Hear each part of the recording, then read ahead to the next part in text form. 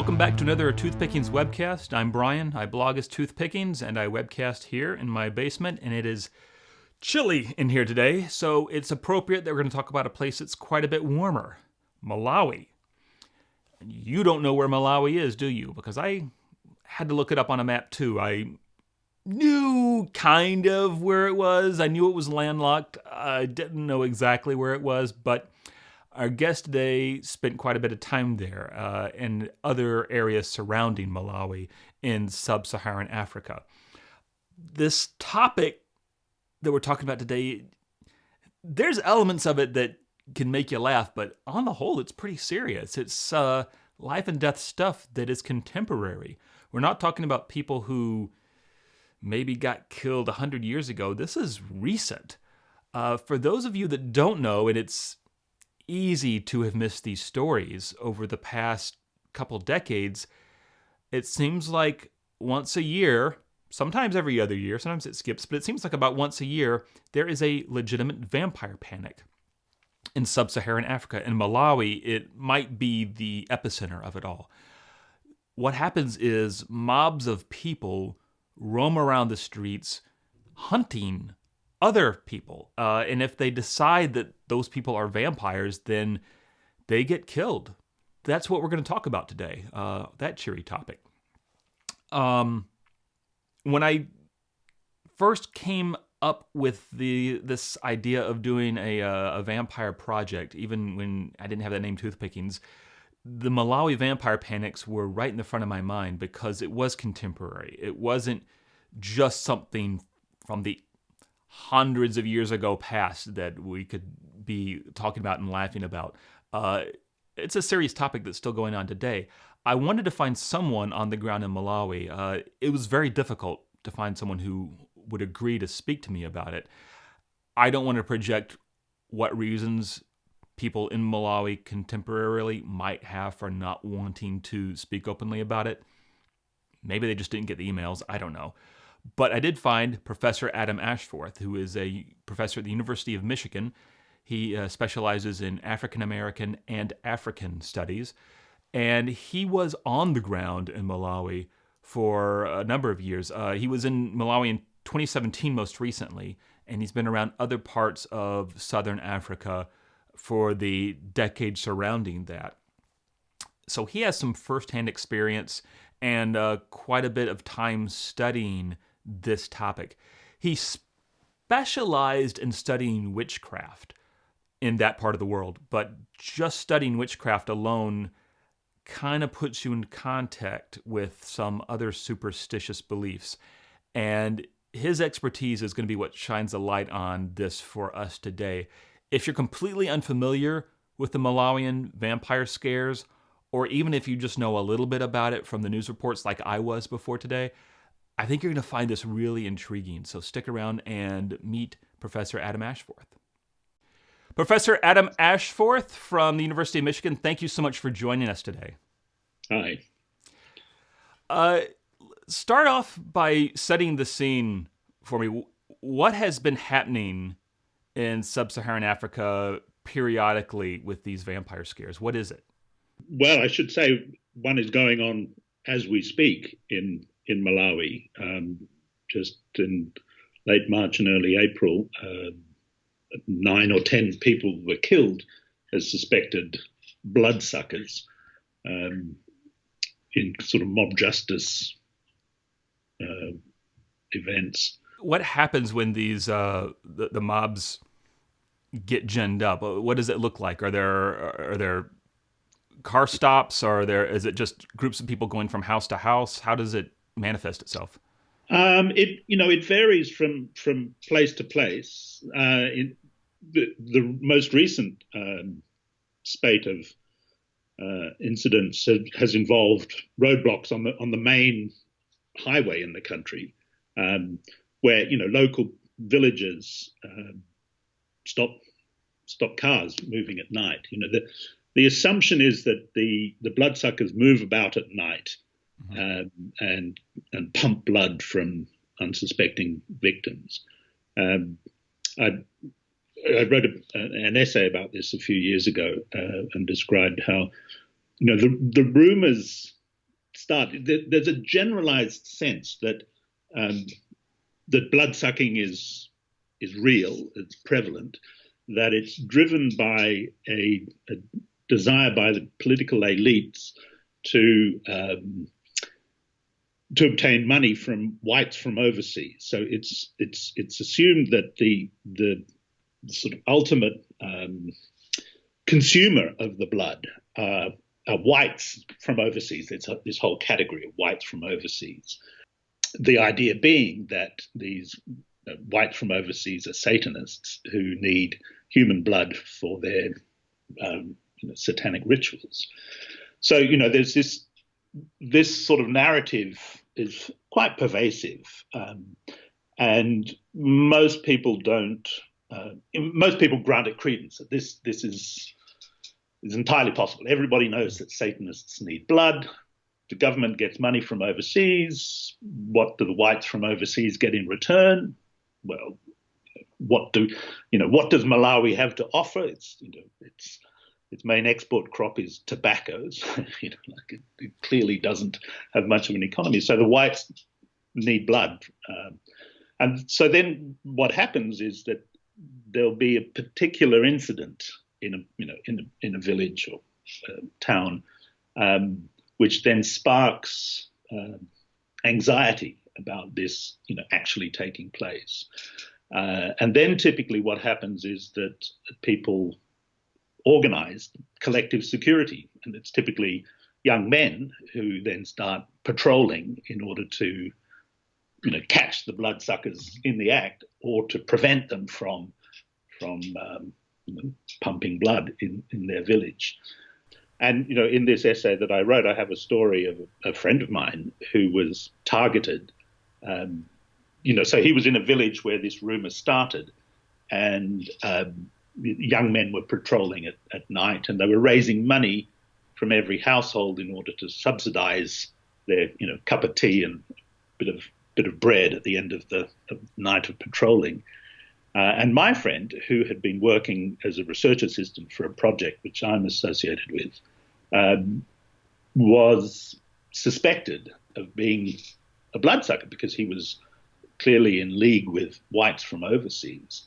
And the young men, the patrollers, the vigilantes,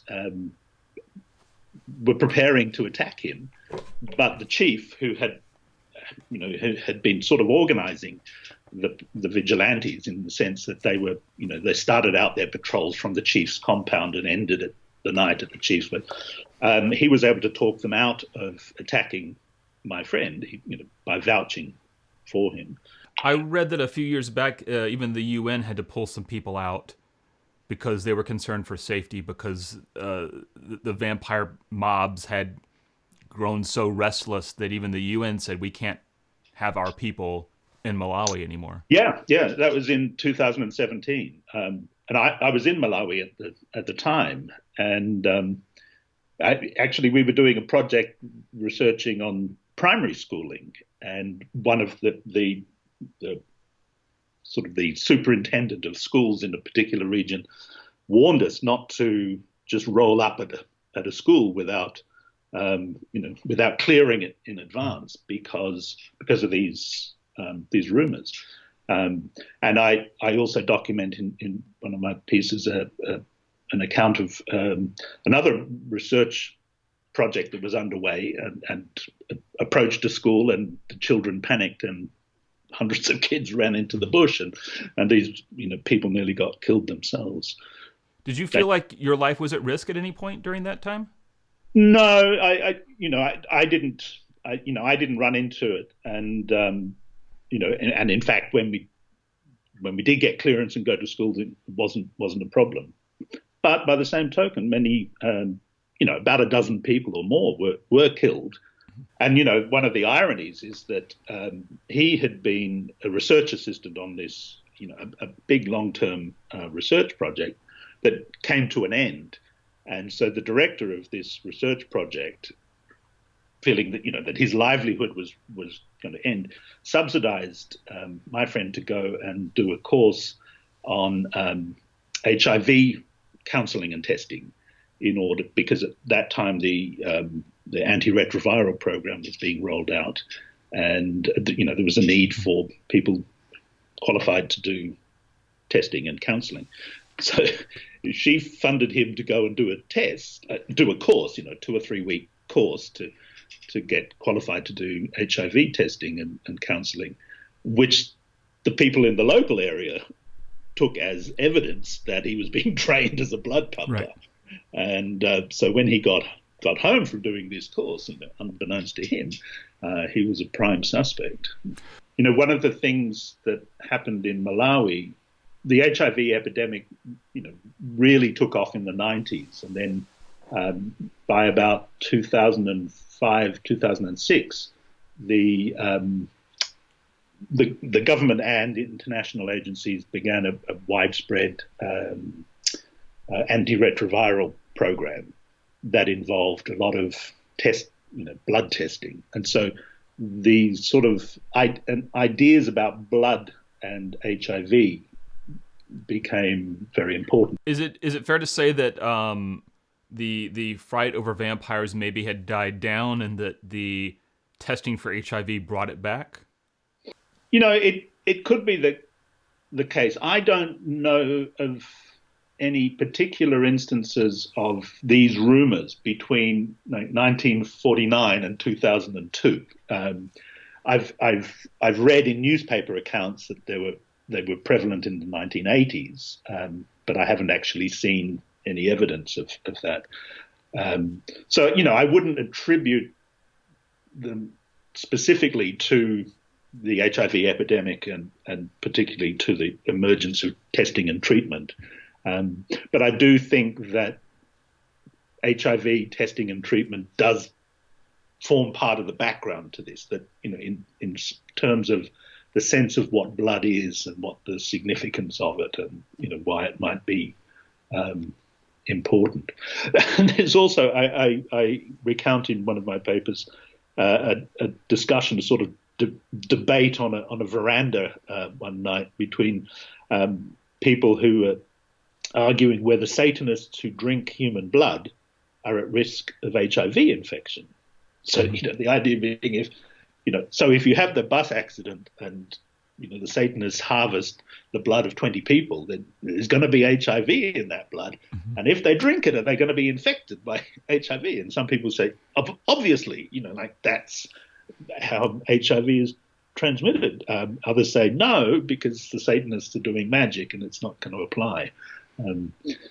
But yeah, I think in the background of all of this stuff, HIV is an important issue.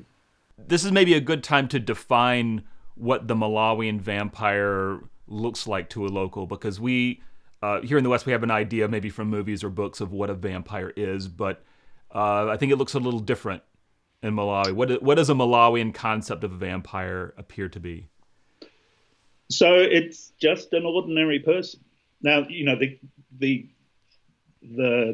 confusing part for Malawians and anyone is that the blood pumper, they call them blood pumpers in Chichewa, but they're just, they're ordinary people. The narrative goes, and the imagination is that, the president does this deal with the whites from overseas and then enlists various locals to go about in their own communities, typically, or neighbouring to harvest blood, and it's one of these things where there's a kind of the boundary, if you like, between the natural and the supernatural is fluid. So, for instance, in 2007, after my friend was targeted.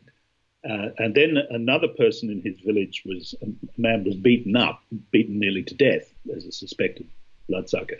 But my friend went to the police seeking protection. And then the police got the chiefs to organize a public meeting. And several hundred people gathered at the meeting. And the police brought the supervisor of clinics to come and address the question of basically to talk to the villagers about blood transfusions and blood donation and so on, to tell them that it's not possible to sort of suddenly suck all the blood out of a person. So here's this medico talking to people saying, like, it's very complicated to extract blood. You need to be specialized. It takes time. You can't just. And everybody goes, well, it's done magically. Right. It's not. There's this magical capacity. So it's sort of, yes, it's real blood that's being really extracted, but by magical means. So it's not just like getting a syringe and taking, a little bit. It's pumped out. And in this village, the particular rumor started when a woman claimed that she was going to sleep at night and she saw a big pipe come through the thatch roof of her house. And that was, how the blood pumping was going to go through a big pipe. And she panicked and ran away and raised the alarm and they scared the blood pumpers off. So you have this thing, like, yes, it's ordinary people, but with extraordinary capacities. And even in that same village, the guys who were chasing, who were patrolling, night after night after night, they didn't find any bloodsuckers. So then they go, why is that? Obviously they're using magical means. And they convinced themselves, I think they talked to a traditional healer who convinced them that the only way they were going to catch the bloodsucker was if they patrolled naked. And so they started patrolling naked. I shouldn't be laughing about this because it's a serious topic, but sometimes it is. And in that same instant, these same guys one time came across a young boy who had gone outside of the house to urinate, and they found him and they beat him to death, thinking that this was a bloodsucker who'd taken the shape of a small boy.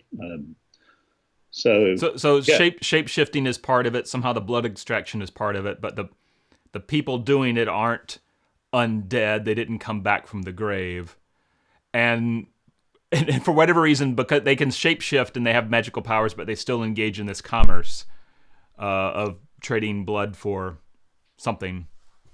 Yeah, and it's akin, and it's related to some more general ideas about witchcraft. And you've written a lot about witchcraft, so I wanted to find out where the interlinks were here. Yeah, so like people would say that the blood pumpers are using witchcraft. There'd be the debate about are they witches or are they not? And again, it's a very fluid category, the witch. So a witch can be any person who uses supernatural powers for an illegitimate end, and so like anybody is capable, if they can get access to the knowledge or the substances in order to perform sorcery and witchcraft. Why aren't witches a target? Why are the blood pumpers a target but not witches? Oh, witches are targets. Like it's just at times the blood sucking rumors get supercharged periodically, and that the blood sucking is very much driven by ideas about Satanism. So whereas the witches can be satanic or not, the bloodsuckers are always thought of as satanic, and the blood is needed for satanic rituals. And this is also supercharged by Pentecostalism, which emphasizes extremely the power of devils and demons. So the ideas that the devil and demons are rampant in the world is out there and is sort of given. So then the question is what is happening in our village at this time, being driven by satanic forces needing blood? So could preachers or the Pentecostal church or whoever's the most prevalent holy man in the village do something to tamp down on some of this? Yeah. And in fact, when I was there in 2017, I was in discussion with people connected to the government about, ways of controlling this, because, if the government or the police or authorities of one kind or another stand up and say, stop doing this mob justice, there's no such thing as bloodsuckers, then people go, yeah, you would say that. Right. So there's sort of nothing much that, that secular authority can do. The police can arrest people who, vigilantes, and they do. They've arrested 50 or more people just in the last month who've been involved in these attacks. But that doesn't do anything in terms of, providing a sense of security for people in these situations. Whereas I think, and I think security is the key issue. These rumors feed on the prevalence of sense of insecurity and a shortage of authorities that can provide people with a sense of security. But certainly, I think the only authority figures that can do that are religious, both in traditional ritual centers, but also Islamic and Christian faith leaders. When you were talking earlier about how this fit into a larger conspiracy, I think we'd be ignoring a really big elephant in the room if we didn't say that this sounds like a big analogy for colonialism, that someone is taking the life essence of the locals and then sending it off to the foreigners. Is that how this all started? Yeah, in a way. And I mentioned this book by Louise White, Speaking of Vampires.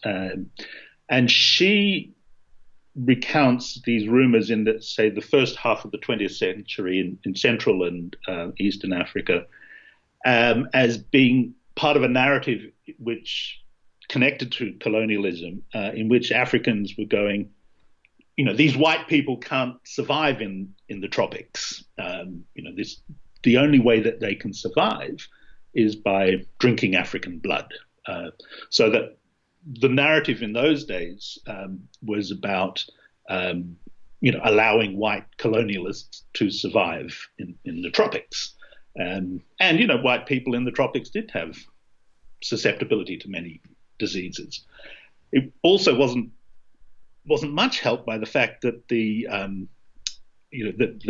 one of the main missionary societies, the White Fathers, in the Catholic ritual, it celebrates the body of Christ and the blood of Christ. And if you stand up in front of a congregation and say, "This is the body of Christ," and you eat it, "This is the blood of Christ," and you drink it, people are going to say, "What the fuck?" Right. This is weird. So you had that, the confluence of that idea about whites in the tropics and the religious rituals of Christianity. I think the difference in these days is this idea that it's not to allow whites to survive, but it's paying off whites for their international aid, and is driven by Satanism. That blood is needed for satanic rituals, and the idea that human blood in satanic rituals. It's prevalent in much of Africa, and in Malawi, it's not just whites who need this blood. So, for instance, there was a terrible bus accident on the highway a few years ago, and dozens of people were killed, and everybody's convinced that this was sort of orchestrated by Satanists in order to harvest the blood. And there's a particular church in Lilongwe, the capital, where these Satanists worship, and they needed the blood, and that's that explains why they're rich and powerful and we are not. Right. It seems like once you believe in conspiracy A, it can explain every other thing that happens because you've already got this background conspiracy that is your bedrock to explain every other negative, whether it's the rains didn't come, the crops failed, there was a bus accident. Well, we can pin it all on this one squishy supernatural / pseudoscientific thing. Yeah, I wouldn't call it conspiracies so much as more broadly narratives that Okay. Once a certain kind of narrative is accepted as plausible. So, for instance, the idea that Satanists need human blood in order to become rich and powerful. Once that has plausibility, and why these narratives gain plausibility is a whole other question. Then things can fit into these general narratives, and they become particular stories. So most I don't know anyone in Malawi who would deny that Satanism is real, that Satan is real, that Satanists need human blood. That's a kind of taken for granted narrative. Then the question is, was Mrs. What's-her-name down the road actually attacked by Bloodpumpers? Mm-hmm.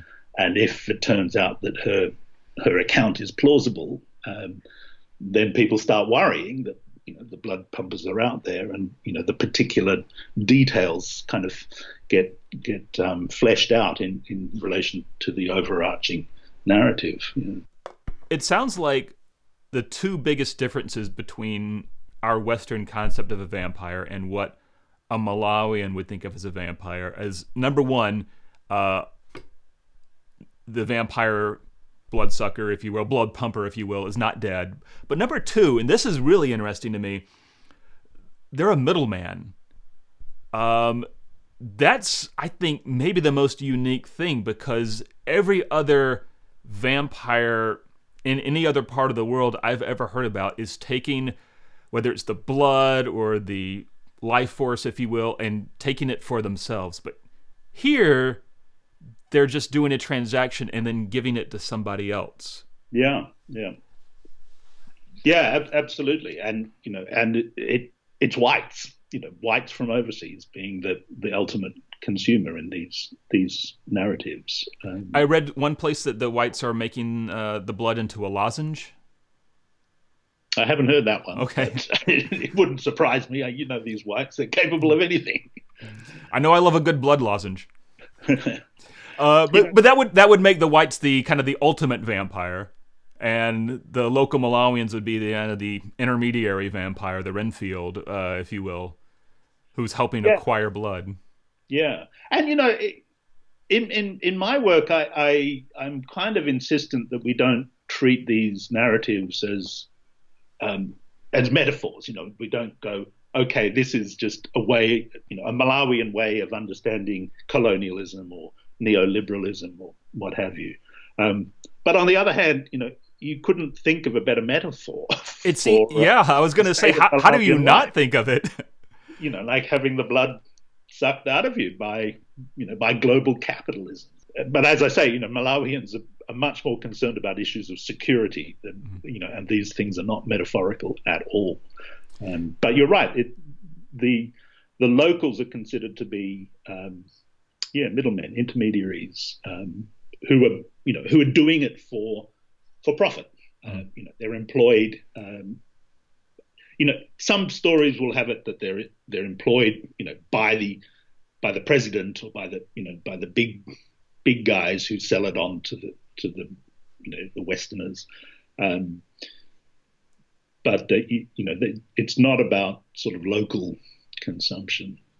Is this more of a rural phenomenon, urban phenomenon, or is it spread across all levels? Across the board. In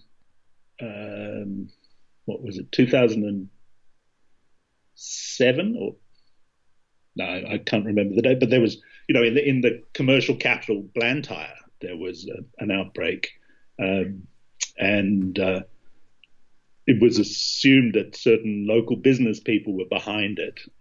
And so, a number of houses and shops owned by local business people in the city were burnt down. And I think people who know Malawi at all will know it as being one of the poorest places in the world. Do you think that plays into this at all?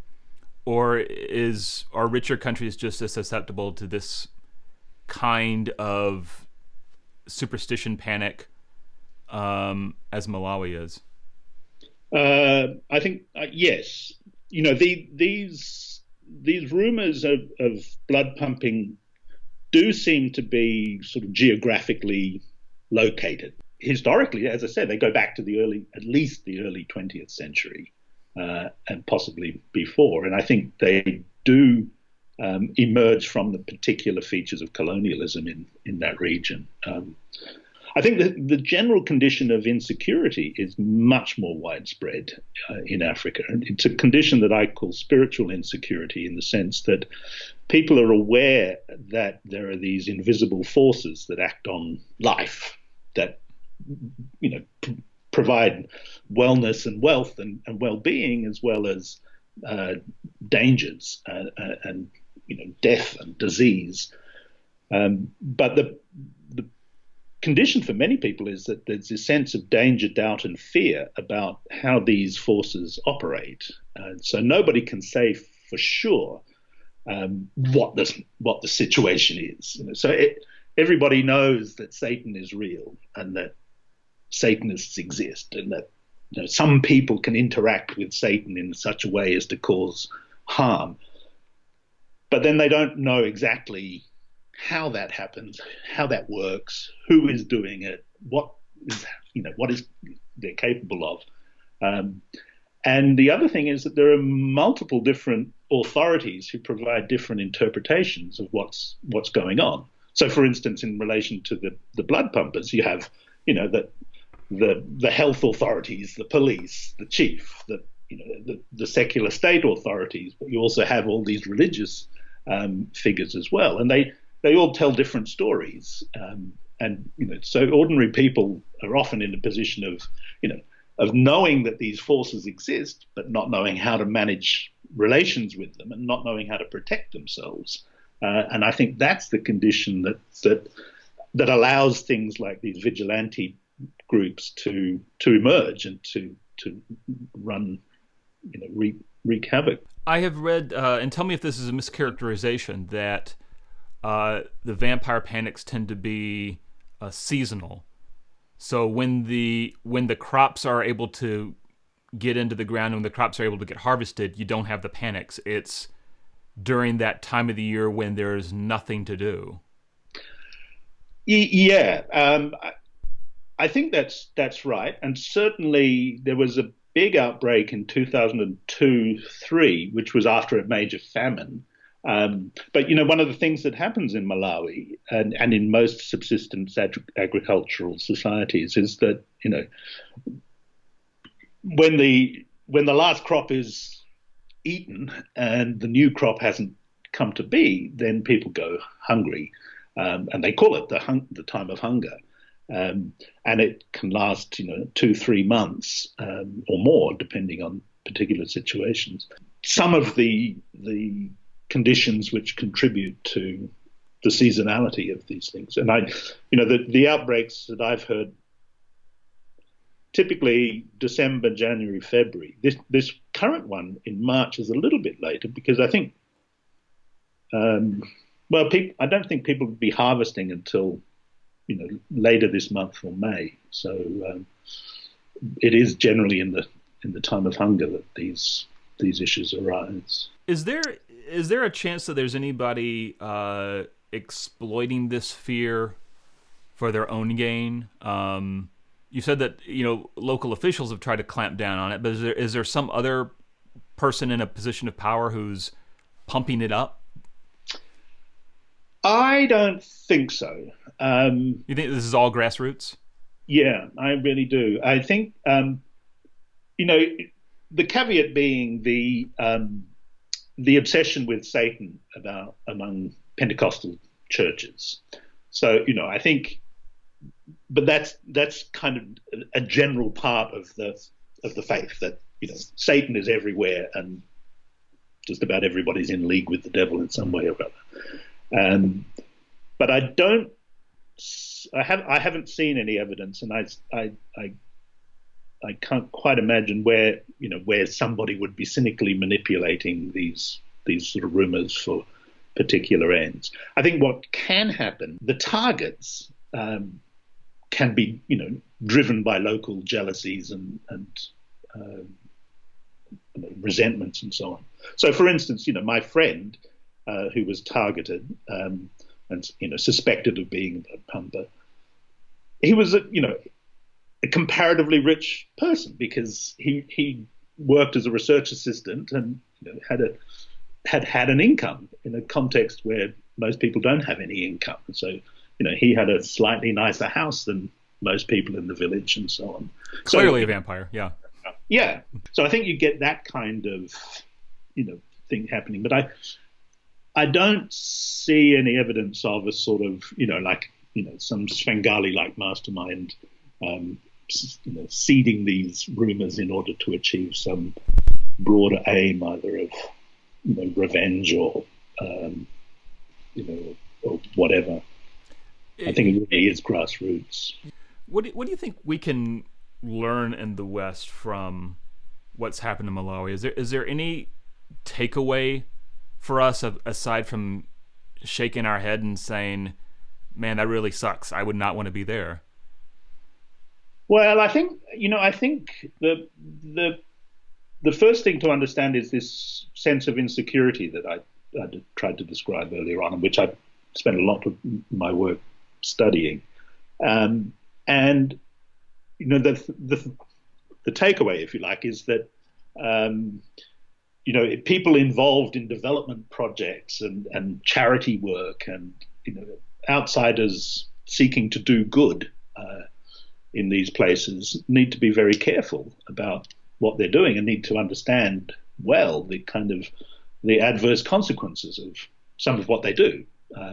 The assumption that people have access to supernatural powers, whether it be through Satanism or witchcraft or sorcery or whatever, is very widespread. So if your outsiders' largesse, either charity or development aid or whatever, creates inequality, benefits some rather than others, can produce these dynamics which can have fatal consequences. And quite unbeknownst to the beneficent white outsider. Mm-hmm. Be very careful how you're going about trying to be helpful in this world.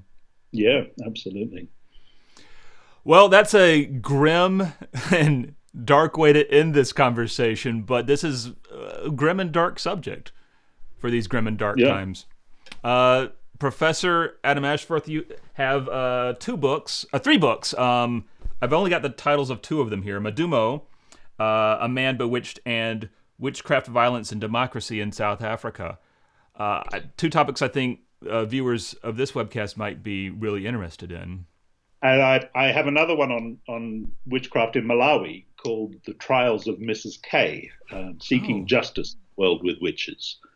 And that's a book about a woman who was a senior nurse at a district hospital and who was accused of teaching children witchcraft. And, things did not go well for her, I'm going to guess? No. But, it was interesting because she was accused by two junior nurses of teaching their children witchcraft. And she was so pissed about that she took them to court and sued them for defamation. And so in the magistrate's court, there was a formal trial for defamation. But in reality, it was a witch trial, and she was the witch who was on trial. And her suit for defamation failed. But and in the witch trial, she was essentially found guilty. And I was there at the time and witnessed this, and I was fascinated by the way in which the magistrate conducted two trials at the same time. A civil suit for defamation, and a popular justice witch trial, and he managed in the context of a formal legal trial to conduct that. Because going in, it's fascinating. Because going in, it's a witch trial, but she's the plaintiff in this case. That's right, but she's made to be the defendant. That's right. She wanted to clear her name. So she wanted a witch trial in which she was, acquitted, but it didn't work out that way for her. And that same book looks then at other witch trials, both in the magistrates' courts and the chiefs' courts, and the dynamics of how people seek justice in the context where they see these evil forces as wreaking havoc in their communities. That is fascinating. I had not heard that book. I had not seen that one come up, but I'm going to find a link to it, and it will be down below this YouTube video in the comment section, or in the description section. So anyone who finds that interesting, I know I do, will be able to take a look at that book. Professor Adam Ashforth, thank you so much for your time. This has been really interesting. I think this might be one of the most fascinating topics we've had on this webcast. Thank you. Thank you again to Professor Adam Ashforth, University of Michigan, Ann Arbor, for speaking to us today. He has several books out. I want to highlight a few of them that you might find really interesting. Witchcraft, Violence, and Democracy in South Africa. Madumo, A Man Bewitched, very readable book. And I think this might be the most recent one, Trials of Mrs. K. Anyway, I'm going to put links to Professor Ashforth's books down below. Take a look. Interesting topic here. Fascinating, I think. A different perspective on what we usually in the West think of when we start thinking about vampires and witches. Not so far removed, but looking at it all through a slightly different lens. That does it for this Toothpickings webcast. We'll be back with more of these. I don't know who the next interviewee is going to be yet. I have some commitments. Don't have a schedule yet for when it's going to take place, but I promise it will be of a lighter topic than this. We'll kind of get out of the headspace that we're all currently in right now into something that isn't quite as grim as people being murdered in another part of the world. Anyway, take care, please stay safe, and I'll see you again soon.